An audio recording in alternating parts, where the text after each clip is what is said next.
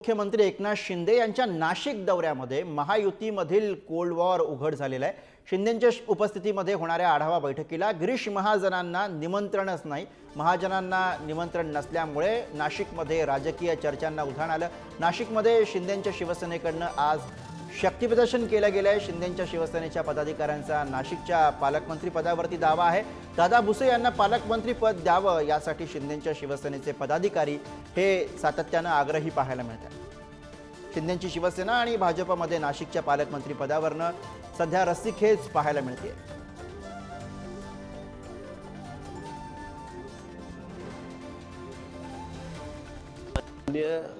उपमुख्यमंत्री शिंदे साहेब यांचा नाशिकचा दौरा आहे आणि त्यामुळे एक आढावा बैठक त्यांनी त्या ठिकाणी बोलवलेली आहे। त्याचं आमंत्रण मलाही आहे, पण उद्या आमची मोठी बैठक या ठिकाणी भारतीय जनता पक्षाची इथे आहे।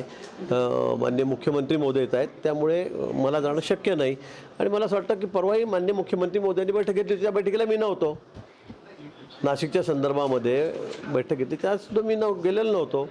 आज शिंदेसाहेब घेत आहेत, अजितदादांनी कुंभमेळ्याच्या संदर्भात माहिती घेतली। मला वाटतं हा अतिशय मोठा आपला धार्मिक कार्यक्रम आहे आणि यावर्षी गेल्यापेक्षा म्हणजे 12 वर्षापूर्वी जेवढी गर्दी होती त्यापेक्षा दुप्पट गर्दी ही नाशिकला यावेळेला कुंभमेळ्यात होणार आहे आणि म्हणून ही आमची सगळ्यांची जबाबदारी आहे।